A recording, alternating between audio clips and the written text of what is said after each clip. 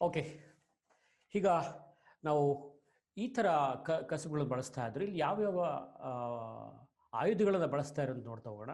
ನಿಮ್ಗೆ ಆಗಲೇ ಹೇಳಿದೆ, ನುಣುಪಾದ ಮತ್ತು ಚೂಪಾದ ಕಲ್ಲುಗಳನ್ನು ಬಳಸ್ತಾ ಇರುವಂತ ನಿಮಗೆ ತಿಳಿಸ್ಕೊಟ್ಟೆ. ಅಂದರೆ ಅತಿ ಮೊನಚಾದ, ಅದು ವಿಶೇಷವಾಗಿ ಅತಿ ಮೊನಚಾದ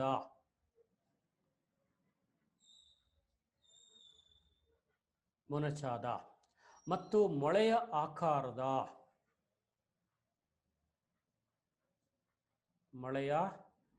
ಆಕಾರದ ಓಕೆ, ತ್ರಿಭುಜಾಕೃತಿಯ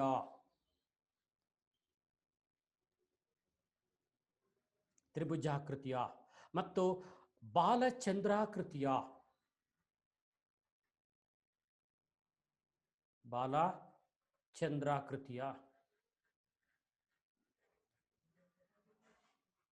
ಕೃತಿಯ ಶಿಲೆಗಳನ್ನ ಅಥವಾ ಶಿಲಾಯುಧಗಳನ್ನ ಮನುಷ್ಯ ಇಲ್ಲಿ ಬಳಸ್ತಾ ಇದ್ದ.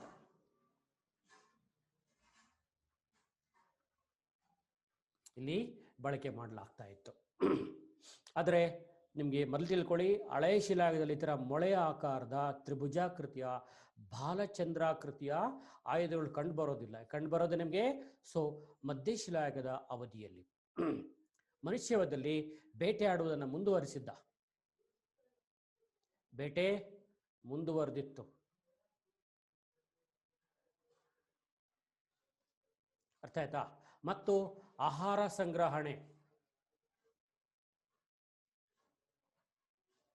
ಸಂಗ್ರಹಣೆ ಅದು ಇತ್ತು. ಜೊತೆಗೆ ಮೀನನ್ನ ಹಿಡಿಯುವುದು,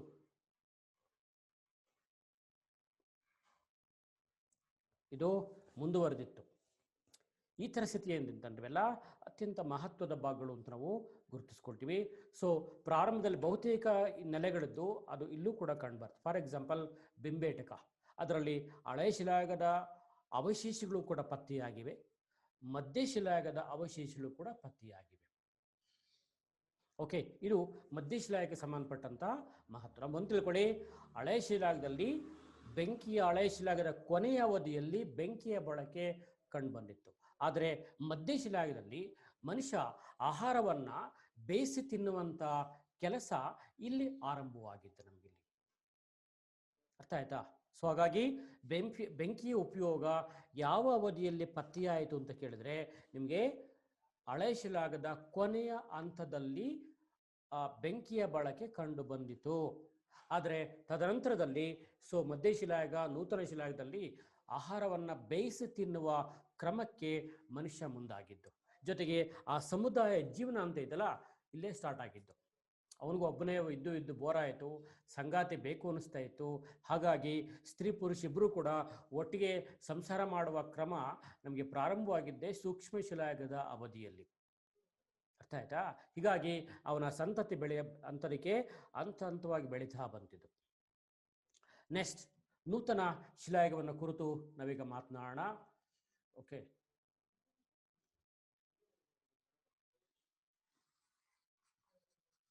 ನೂತನ ಶಿಲಾಯುಗಕ್ಕೆ ಸಂಬಂಧಪಟ್ಟಂತೆ ಈಗ ಮಾತನಾಡಿ. ಓಕೆ, ಪ್ರಶ್ನೆಗಳು ನಿಮಗೆ ಸಾಮಾನ್ಯ ಬರೋದು ಅಂತಂದ್ರೆ ಯಾವ್ಯಾವ ಆಯುಧಗಳನ್ನು ಬಳಸ್ತಿದ್ರು, ಓಕೆ, ಅದರ ನೆಲೆಗಳು ಎಲ್ಲೆಲ್ಲಿ ಪತ್ತೆಯಾಗಿವೆ, ಇದರ ಪ್ರಮುಖ ಪತ್ತೆ ಹಚ್ಚುವ ಕೆಲಸದಲ್ಲಿ ನಿರತರಾಗಿದ್ದಂಥ ಪುರಾತತ್ವಜ್ಞರು ಯಾರು ಅನ್ನೋ ಪ್ರಶ್ನೆಯನ್ನು ನಿಮಗೆ ಕೇಳ್ತಾರೆ. ಅರ್ಥ ಆಯ್ತಾ?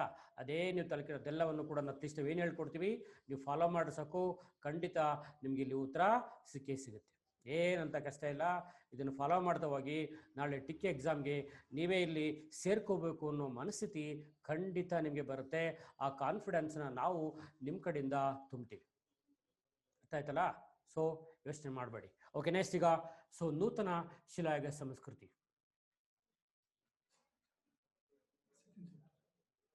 ಅದು ಕಂಟಿನ್ಯೂ ಲಾಸ್ಟ್ ಇದೆ.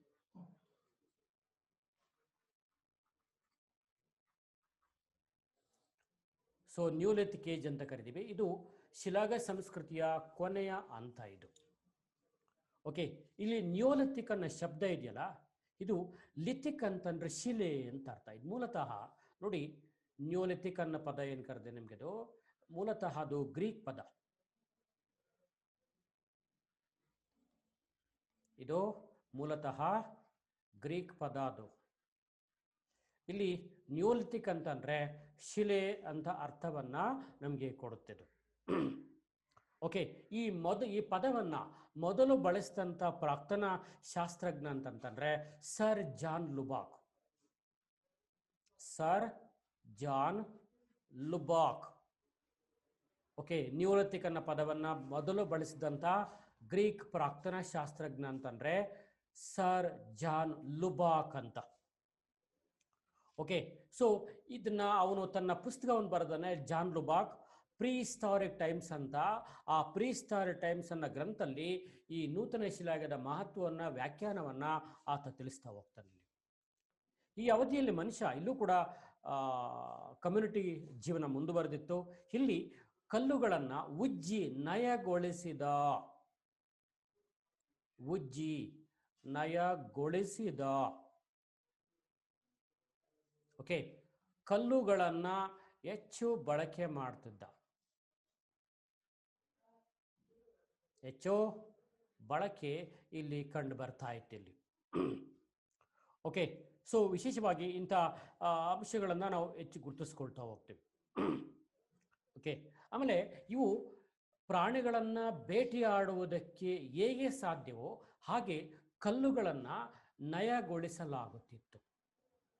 ಶಾರ್ಪ್ ಆಗಿದ್ದು, ಅರ್ಥಾಯ್ತಾ, ಹರಿತವಾಗಿಯೂ ಕೂಡ ಇದ್ದು, ಮತ್ತು ಪ್ರಾಣಿಗಳ ಯಾವ ಪ್ರಾಣಿ ಅದರ ಚರ್ಮ ಗಟ್ಟಿ ಇರುತ್ತೋ ಅಂಥದಕ್ಕೆ ಇನ್ನೂ ಕೂಡ ಶಾರ್ಪ್ ಮಾಡ್ತಾ ಇದ್ರು ಅವರು. ಆ ಥರ ಇಲ್ಲೂ ಕೂಡ ಕಮ್ಯುನಿಟಿ ಲೈಫು, ಹಂಟಿಂಗ್ ಎಲ್ಲವೂ ಕೂಡ ಇಲ್ಲೂ ಕೂಡ ಮುಂದುವರಿತು. ಅರ್ಥ ಆಯ್ತಾ? ಮನುಷ್ಯ ಈ ಅವಧಿಯಲ್ಲಿ ನಮಗೆ ಕೃಷಿಯ ಬಗ್ಗೆ ಮೊದಲು ನಮಗೆ ಕಂಡು ಬಂದಿದ್ದೆ ಈ ಒಂದು ಹಂತದಲ್ಲಿ. ಅರ್ಥ ಆಯ್ತಾ? ಮೊದಲು ಕೃಷಿಯ ನಮಗೆ ಮೊದಲ ಪರಿಚಯ ಅಂತ ಕಾಣಿದ್ದು ನಮಗೆ ನೂತನ ಶಿಲಾಯುಗದ ಸಂದರ್ಭದಲ್ಲಿ. ಓಕೆ, ಸಮುದಾಯ ಜೀವನ ಪ್ರಾರಂಭವಾಗಿದ್ದು ನಿಮಗೆ ಸೂಕ್ಷ್ಮ ಶಿಲಾಯುಗದ ಅವಧಿಯಲ್ಲಿ. ಆದರೆ ಇಲ್ಲಿ ಪ್ರಾರಂಭವಾಗಿದ್ದು ಅಂತಂತಂದ್ರೆ ನಿಮಗೆ ಪೂರ್ಣ ಪ್ರಮಾಣದಲ್ಲಿ ಈ ಕೃಷಿ ಅನ್ನೋ ಬಳಕೆ ಮೊದಲು ಕಂಡು ಬಂದಿದ್ದೆ ನೂತನ ಶಿಲಾಯುಗಕ್ಕೆ ಸಂಬಂಧಪಟ್ಟಂತೆ. ಓಕೆ, ನೆಕ್ಸ್ಟ್ ಹೆಡಿಂಗ್, ಇಲ್ಲಿ ಏನೇನು ಗೊತ್ತಿತ್ತು ಅನ್ನೋದನ್ನ ನೀವು ಚೆಕ್ ಮಾಡ್ಕೋಬೇಕಿಲ್ಲಿ. ಅರ್ಥ ಆಯ್ತಾ? ಏನು ಗೊತ್ತಿತ್ತೋ ಏನು ಗೊತ್ತಿರಲಿಲ್ಲ ಅನ್ನೋದಕ್ಕೆ ಸಂಬಂಧಪಟ್ಟಂತೆ. ಇಲ್ಲಿ ಉಳುಮೆ, ಕೃಷಿಯ ಉಳುಮೆ,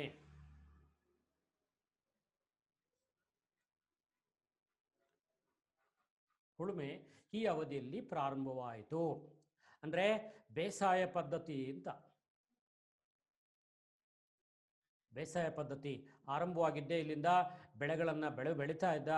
ಹಾಗಾಗಿ ಜೊತೆಗೆ ಈ ಬೇಸಾಯ ಪದ್ಧತಿ ಸಂಬಂಧಪಟ್ಟಂತೆ ಆಗೆಲ್ಲ ಪ್ರಾಣಿಗಳನ್ನು ಬಳಸಿಯೇ ಬೇಸಾಯ ಮಾಡ್ತಾ ಇದ್ರು.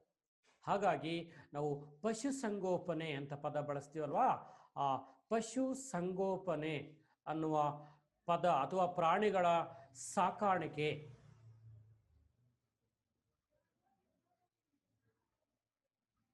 ಈ ಸಾಕುವಿಕೆ ಅಂತೇನಿದೆ ಅದು ಪ್ರಾರಂಭವಾಗಿದೆ ಈ ಒಂದು ಹಂತದಲ್ಲಿ. ಅರ್ಥ ಆಯ್ತಾ? ಕೃಷಿಗೆ ಯಾವ ಪ್ರಾಣಿಗಳು ಬೇಕೋ ಅಷ್ಟು, ಇವಾಗ ನಾವು ಯಾವ್ಯಾವ ಪ್ರಾಣಿಗಳನ್ನು ಬಳಸ್ತಾ ಇದ್ವಿ ಆ ಥರ ಎಲ್ಲ ಪ್ರಾಣಿಗಳನ್ನು ಬಳಸ್ತಾ ಇದ್ರು. ಇದಲ್ಲದೆ ಆಕಳು, ಕುರಿ, ಮೇಕೆ, ನಾಯಿ, ಒಂಟೆಯನ್ನು ಕೂಡ ಸಾಕ್ತಿದ್ರು, ಆನೆಯನ್ನು ಕೂಡ ಸಾಕ್ತಾ ಇದ್ರು. ಇವೆಲ್ಲ ಈ ಥರ ಬಹುತೇಕ ಪ್ರಾಣಿಗಳನ್ನು ಸಾಕುವ ಕ್ರಮ ಪ್ರಾರಂಭವಾಗಿದ್ದು ನಮಗೆ ಈ ಒಂದು ಹಂತದಲ್ಲಿ ಅಂತ ನಾವು ಗುರುತಿಸ್ಕೊಳ್ತಾ ಹೋಗ್ತೀವಿ. ಓಕೆ, ಹಾಗಾಗಿ ಈ ಅತ್ಯಂತ ಮಹತ್ವದ ಅಂಶಗಳನ್ನು ಗುರುತಿಸ್ಕೊಳ್ತೀವಿ. ಹಾಗಾದರೆ ಈ ಒಂದು ಯುಗಕ್ಕೆ ಸಂಬಂಧಪಟ್ಟಂಥ ನೆಲೆಗಳು ಅಥವಾ ಸ್ಥಳಗಳು ಎಲ್ಲಿ ಪತ್ಯವಾಗಿದೆ ಅನ್ನೋದನ್ನು ಕೂಡ ನೀವು ನೋಡಬೇಕು.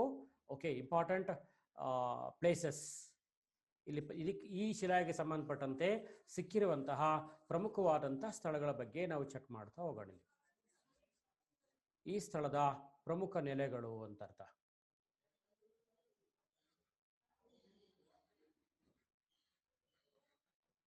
ಇಂಪಾರ್ಟೆಂಟ್ ಸೈಟ್ಸ್ ಅಂತ ಕರಿತೀವಿ. ಫಸ್ಟ್ ಅಂತಂತಂದ್ರೆ ಲಂಗಜ್ ಅಂತ. ಲಂಗಜ್ ಎಲ್ಲಿ ಬರುತ್ತಿದ್ದು? ಗುಜರಾತ್. ಓಕೆ, ನೆಕ್ಸ್ಟ್ ತಿಲವಾರ ಮತ್ತು ಬಾಗೂರ್. ತಿಲವಾರ ಮತ್ತು ಬಾಗೂರ್ ಅಂತ ಬರ್ತವೆ. ಈ ತಿಲವಾರ ಮತ್ತು ಬಾಗೂರ್ ಎಲ್ಲಿ ಬರುತ್ತೆ ಅಂದ್ರೆ ಇವತ್ತಿನ ರಾಜಸ್ಥಾನದಲ್ಲಿ ಬರುತ್ತಿದ್ದು. ಅದೇ ತರ ಧಾಮ್ ಅಂತ. ಓಕೆ, ಧಾಮ್ ಇದೆಲ್ಲ ಬರುತ್ತೆ ಅಂತಂದ್ರೆ ಉತ್ತರ ಪ್ರದೇಶಕ್ಕೆ ಸಂಬಂಧಪಟ್ಟ ಬರುವಂಥ ಪ್ರದೇಶ. ನೆಕ್ಸ್ಟ್ ಪಂಚಮುರಿ. ಓಕೆ, ಇದೆಲ್ಲಿ ಬರುತ್ತೆ ಅಂತಂದರೆ ಸೊ ಮುಖ್ಯವಾಗಿ ಪಂಚಮುರಿ ಮತ್ತು ಬಿಂಬೇಟಕ ಆಲ ಕೂಡ ತಿಳಿಸ್ಕೊಟ್ಟಿದ್ದೀನಿ. ಇದು ಮಧ್ಯಪ್ರದೇಶದಲ್ಲಿ ಬರುವಂತಹ ಸೊ ಪ್ರಮುಖವಾದಂತಹ ಸ್ಥಳ. ಓಕೆ, ಅದೇ ಥರ ಕರ್ನಾಟಕದಲ್ಲಿ ಯಾವ್ದು ಬರುತ್ತೆ ನಿಮಗೆ ಗೊತ್ತಿರಬೇಕು. ಮುಖ್ಯವಾಗಿ ಬಳ್ಳಾರಿ ಜಿಲ್ಲೆಯ ಸಂಗನಕಲ್ಲು. ಸಂಗನಕಲ್ಲು ಬಳ್ಳಾರಿ ಜಿಲ್ಲೆಗೆ ಸಂಬಂಧಪಡುತ್ತಿದ್ದು, ಅರ್ಥ ಆಯ್ತಾ. ಮತ್ತು ಚಿತ್ರದುರ್ಗ ಜಿಲ್ಲೆಯ ಸೊ ನಮಗೆ ಬ್ರಹ್ಮಗಿರಿ, ಇದು ಚಿತ್ರದುರ್ಗ ಜಿಲ್ಲೆ. ಓಕೆ, ಹೀಗೆ ಪ್ರಮುಖ ನೆಲೆಗಳನ್ನು ನಾವು ಈ ಸ್ಥಳಕ್ಕೆ ಸಂಬಂಧಪಟ್ಟಂತೆ ಗುರುತಿಸ್ಕೊಳ್ತೀವಿ.